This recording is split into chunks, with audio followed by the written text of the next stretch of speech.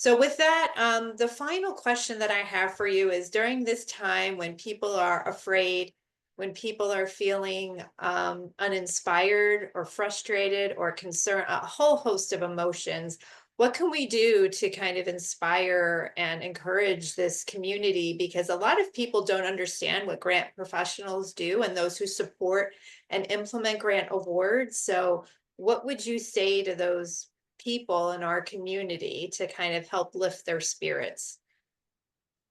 Um, and that it's tough because there are, and we can see there's going to be some organizations that life is going to look very different, and it has nothing to speak about the importance or value of the mission that they have.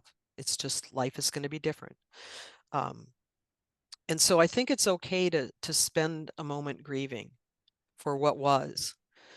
And in the last question, you had mentioned about how the reprioritization of things, in the direct services model, um, COVID put in place many, many, many waivers of eligibility criteria. And so even if you just set aside administration priorities, even just resetting back to a pre-COVID eligibility model would be impacting people.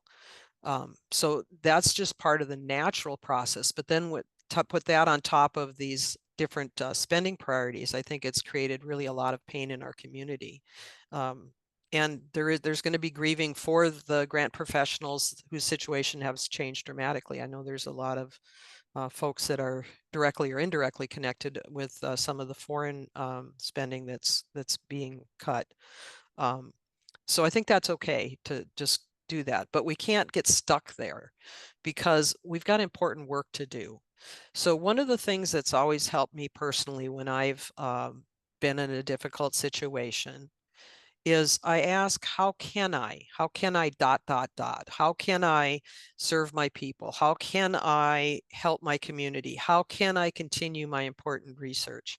And what I find is just asking those few words, it unleashes something, really the power of creativity in your brain to go, okay, well, I can't do this, and I might have expected this, but how can I do this? Okay, it may take longer, it may look very different, but how can I make a next step?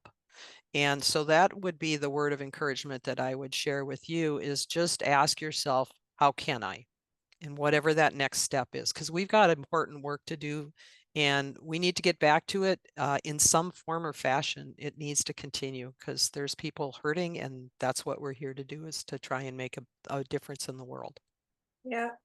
Well, thank you, Lucy. I so appreciate your thoughts, and I'm sure other people will as well. So, if you need any information on grant compliance, go to myfedtrainer.com. We have a lot of information. Join our newsletter because we're sharing information each week that can kind of help, these little digestible chunks, to take a little bit of the fear and anxiety out of the compliance work that we do. And just thank you and appreciate all that you've done for the federal grants community. Thank you very much, Rachel. It's a Thanks. pleasure.